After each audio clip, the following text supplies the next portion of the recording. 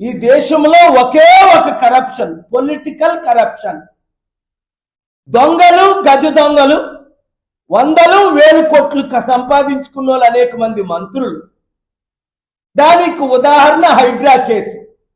ఇప్పటి వరకు భూములు, లక్షల కోట్లు విలువైన భూములు దోచుకున్నోళ్ళని అరెస్టు చేయలేదు, పర్మిషన్ ఇచ్చిన వాళ్ళని అరెస్టు చేయలేదు, భూ కబ్జాలు చేసి అమ్మినోళ్ళని అరెస్టు చేయలేదు. కానీ 40-50 లక్షలు అప్పు తీసుకొని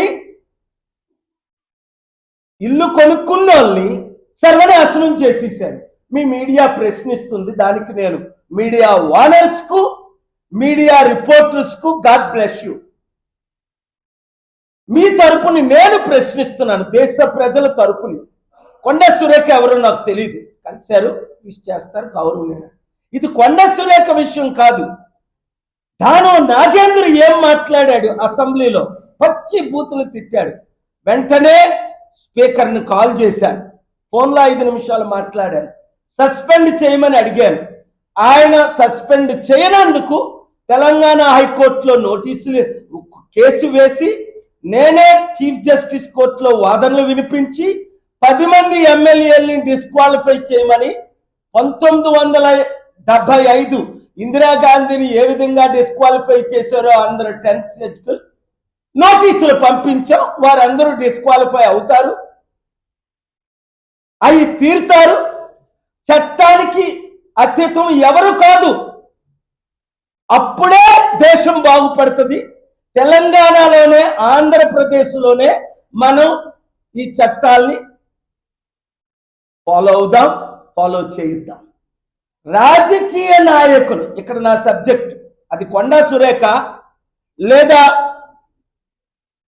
అసెంబ్లీలో బూతులు తిట్టుతున్న అందరూ, పవన్ కళ్యాణ్ ఉన్నాడు, పిచ్చి పిచ్చి వాగుడు వాగుతున్నాడు.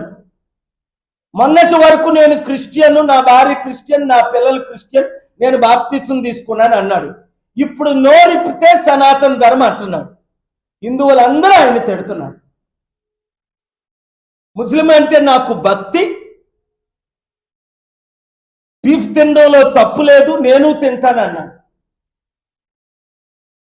ఒక ఉప ముఖ్యమంత్రి అయిన తర్వాత కూడా ఎట్లా మాట్లాడాలో తెలియకపోతే, ఒక గ్యాంగ్ లీడర్ లాగా ప్రవర్తిస్తే, who will hold him accountable? Who will hold Pawan Kalyan? Who will hold Danam Nagender? Who will hold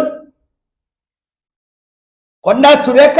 and who will hold 4,000 MLAs, 776 MPs accountable?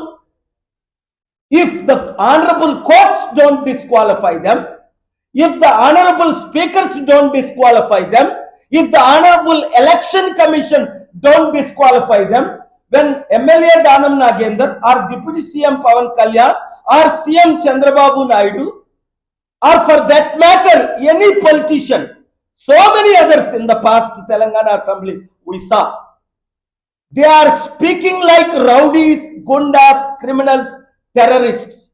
2005 in the parliament we saw 10 MPs taken 10,000 rupees and sold themselves for raising questions.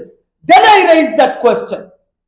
But India is not changed. It is going back to worst in the last 78 years. Therefore, I have approached the Almighty God, inspired me to approach the Honorable Supreme Court of India, whether it is Laddu controversy, Honorable Telangana High Court and AP High Court. Therefore, let us defeat these MLAs and MPs, bring change in our country, hold them accountable, whether it is Konda Surekha comment about Samantha, or Danam Nagendra comments about others, or Deputy CM Chandrababu Naidu comments about Laddu, unnecessary creating controversy, which is against the constitution, disturbing peace and harmony, creating division between Hindu, Muslim, Christians. Let us end this. Thank you very much. God bless you.